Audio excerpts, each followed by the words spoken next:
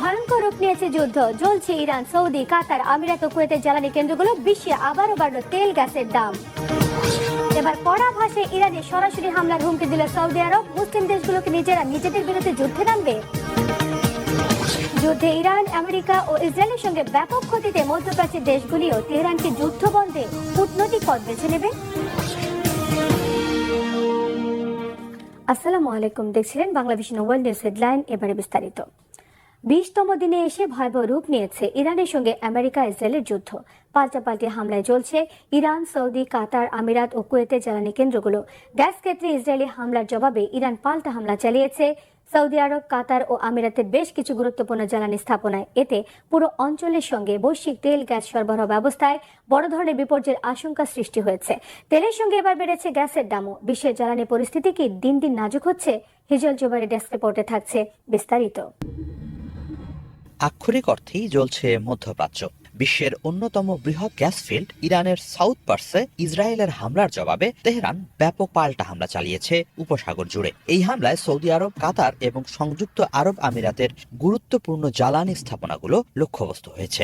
ইরানের এই কঠিন প্রতিশোধের ফলে পুরো অঞ্চলের বিদ্যুৎ ও জ্বালানি সরবরাহ ব্যবস্থা মারাত্মকভাবে ব্যাহত হওয়ার শঙ্কা দেখা দিয়েছে। বিশেষজ্ঞরা সতর্ক করে বলছেন, এই উত্তেজনা নিয়ন্ত্রণের বাইরে চলে গেলে উপসাগরীয় অঞ্চল সহ গোটা বিশ্বের জ্বালানি খাতেই দীর্ঘমেয়াদে বড় ধরনের সংকট দেখা দিতে পারে। ইরানের এই হামলায় কাতারের প্রধান গ্যাস ক্ষেত্র রাস লাফান সবচেয়ে বেশি ক্ষতিগ্রস্ত হয়েছে। ক্ষয়ক্ষতির মাত্রা এতটাই বেশি যে কাতার অবিলম্বে দেশের মধ্যে থাকা ইরানি সামরিক ও নিরাপত্তা কর্মকর্তাদের বহিষ্কারের নির্দেশ দিয়েছে। অন্যদিকে আবুধাবির হাবশেন গ্যাস স্থাপনাটি সাময়িকভাবে বন্ধ করতে বাধ্য হয় সংযুক্ত আরব আমিরাত। সৌদি আরবের দুটি তেল শোধনাগারেও হামলার খবর পাওয়া গেছে। সৌদি সরকার এর প্রতিক্রিয়ায় জানিয়েছে, এই হামলার পর ইরানের ওপর তাদের অবশিষ্ট সামান্য বিশ্বাসও সম্পূর্ণভাবে ধূলিসাৎ হয়ে গেছে। এই হামলার পর ইরানের ইসলামী বিপ্লবী গার্ড বাহিনী IRGC হুঁশিয়ারি দিয়েছে, যে কোনো দেশ যদি তাদের জ্বালানি স্থাপনায় পুনরায় হামলা চালায় তবে উপসাগরীয় অঞ্চলের তেল ও গ্যাস অবকাঠামো সম্পূর্ণভাবে ধ্বংস করা হবে। তারা স্পষ্টভাবে সতর্ক করেছে, ইসরায়েল ও যুক্তরাষ্ট্র তাদের জ্বালানি অবকাঠামোর উপর হামলা চালালে মিত্রসহ তাদের স্থাপনাগুলোতেও হামলা চালানো হবে। এদিকে জ্বালানি স্থাপনায় এই পাল্টাপাল্টি হামলার প্রভাব ইতোমধ্যেই বিশ্ববাজারে পড়ছে।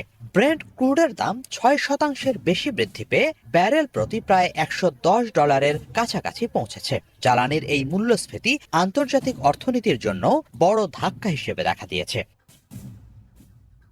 ইরানের অভ্যন্তরীণ গ্যাস স্থাপনা ক্ষতিগ্রস্ত হওয়ায় প্রতিবেশী দেশ ইরাকে গ্যাস সরবরাহ পুরোপুরি বন্ধ হয়ে গেছে। এর ফলে ইরাকে লোডশেডিং ও বিদ্যুৎ সংকটের ব্যাপক আশঙ্কা তৈরি হয়েছে। ইরাক তাদের বিদ্যুতের 1/3 ইরান থেকে পায়। এদিকে মার্কিন প্রেসিডেন্ট ডোনাল্ড ট্রাম্প এই ঘটনাকে ভুল বোঝাবুঝি হিসেবে আখ্যায়িত করেছেন। আগামীতে ইসরায়েল ইরানের গ্যাস ফিল্ডে হামলা চালাবে না বলে সামাজিক মাধ্যমে এক পোস্টে জানিয়েছেন তিনি। একই সাথে ইরানকে সতর্ক করে বলেন, যদি তারা অন্য দেশগুলোর জ্বালানি স্থাপনায় হামলা চালানোর বোকামি করে তবে যুক্তরাষ্ট্র সরাসরি ইরানের গ্যাস অবকাঠামোতে বড় সামরিক অভিযান চালাবে। ট্রাম্প বলেন, কাতারের গ্যাস ক্ষেত্রে আবার হামলা করলে যুক্তরাষ্ট্র পুরো সাউথ পার্স গ্যাস ক্ষেত্রকে এমন শক্তিশালী ও প্রচন্ড মাত্রার বিস্ফোরণে উড়িয়ে দেবে যা ইরান এর আগে কখনো দেখেনি।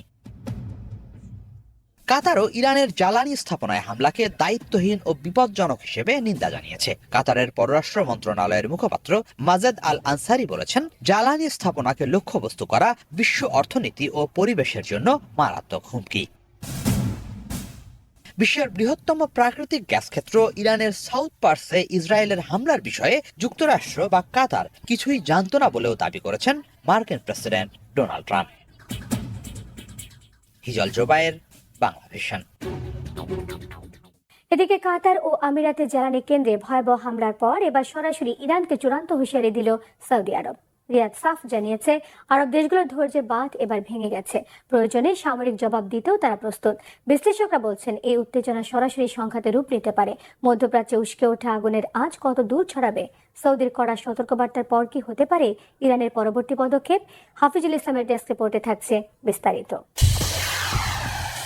ইরানকে শেষবারের মতো সতর্ক করেছে মধ্যপ্রাচ্যে আমেরিকার ঘনিষ্ঠ মিত্র সৌদি আরব। সম্প্রতি কাতার এবং সংযুক্ত আরব আমিরাতের জ্বালানি কেন্দ্র ও 3টি দেশের 5টি প্রধান স্থাপনায় ইরানি হামলার প্রতিক্রিয়ায় তেহরানকে সরাসরি আল্টিমেটাম দিয়েছে রিয়াদ। সৌদি পররাষ্ট্রমন্ত্রী সাফ জানিয়েছেন, উপসাগরীয় দেশগুলোর পাল্টা সামরিক আঘাত করার সক্ষমতা আছে এবং তারা চাইলে যে কোনো সময় সেটা করতেও পারে।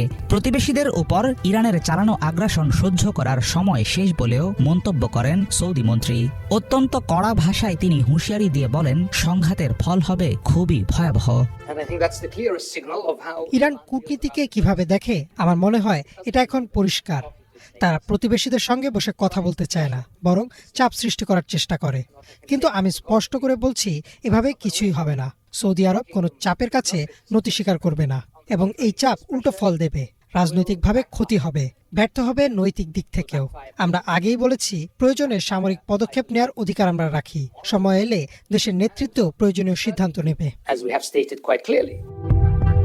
যুদ্ধের কৌশল হিসেবে ইসরায়েল আমেরিকার মিত্র আরব বিশ্বের শক্তিশালী দেশগুলোকে ড্রোন ও ক্ষেপণাস্ত্র হামলায় কাঁপিয়ে দিচ্ছে ইরান। সৌদির দেয়া কঠোর সতর্কবার্তা তেহরানের বিরুদ্ধে সরাসরি যুদ্ধের আগাম ঘোষণা কিনা সেটা এখনো পরিষ্কার না। তবে এমন পরিস্থিতিতে সামনে আসছে বড় এক প্রশ্ন, ইসরায়েল ও আমেরিকা আগ বাড়িয়ে যুদ্ধ শুরু করলেও কেন ইরানকেই একতরফা হুমকি দিচ্ছে সৌদি আরব? পশ্চিমা আগ্রাসনের বিরুদ্ধেও কেন একই রকম কড়া সুর শোনা গেল না সৌদি পররাষ্ট্রমন্ত্রীর কণ্ঠে? অন্যদিকে ইরান যদিও বলে আসছে উপসাগরীয় দেশগুলো তাদের শত্রু নয়, তবে রিয়াদের দাবি এসব হামলা আকস্মিক কোনো ঘটনা না, বরং এটি ইরানের দীর্ঘ 10 বছরের যুদ্ধ পরিকল্পনার অংশ।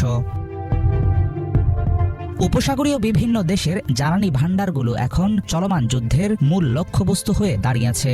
কাতারের রাস লাফান এবং আমিরাতের হাবশান গ্যাস ফিল্ডে আঘাত হেনে ইরান আসলে বিশ্ব অর্থনীতির নাড়িতে টান দিয়েছে বলে মনে করছেন বিশ্লেষকেরা। বিশ্বের মোট লিকুইড ন্যাচারাল গ্যাসের প্রায় 20% সরবরাহ করা হয় এমন কেন্দ্রগুলোতে হামলা চালানোর অর্থ হচ্ছে পুরো বিশ্বের জন্য বড় ধরনের হুমকি। তবে সৌদি আরব এবং তার মিত্ররা হাত গুটিয়ে বসে নেই। আকাশ প্রতিরক্ষা ব্যবস্থা দিয়ে একের পর এক ক্ষেপণাস্ত্র ও ড্রোন ভূপাতিত করে তারা নিজেদের সক্ষমতার জানান দিচ্ছে। সামরিকভাবে ইরানের বিরুদ্ধে ঠিক কবে ও কখন সরাসরি ব্যবস্থা নেবে সৌদি আরব সেটা আগেভাগে তেহরানকে জানাতে নারাজ দেশটি। রিয়াদ এখন চায় ইরান যেন দ্রুত তাদের রণকৌশল বদলায়। তেহরান যদি দ্রুত শান্ত না হয় তবে সংঘাতের ফলাফল হবে অত্যন্ত ভয়াবহ। পাল্টাপাল্টি শত্রুতার ফলে মধ্যপ্রাচ্যের দুই বড় শক্তির মধ্যে বিশ্বাসের দেয়াল এখন পুরোপুরি ধসে পড়েছে। সৌদি পররাষ্ট্রমন্ত্রী স্পষ্ট করেই বলেছেন, ইরানের বৈরী আচরণ যদি এখনই বন্ধ না হয় তবে ভবিষ্যতে দুই দেশের মধ্যে স্বাভাবিক সম্পর্ক ফিরে আসার আর কোনো পথ খোলা থাকবে না। সেক্ষেত্রে ইরান সৌদি সম্পর্কের চূড়ান্ত অবনতি ঘটলে কখনো কি শান্তি ফিরবে মধ্যপ্রাচ্যে? হাফিজুল ইসলাম, বাংলাভিশন।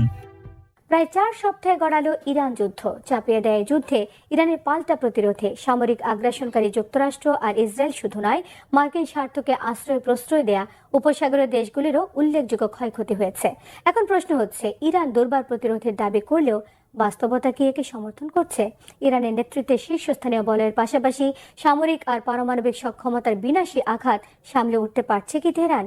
জটিল এই পরিস্থিতিতে নতজানু হয়ে কূটনৈতিক সমাধানের রাস্তায় হাঁটবে কি ইরান, নাকি আবেগে ভর করে বেছে নেবে লড়াই করে মৃত্যু রাস্তা?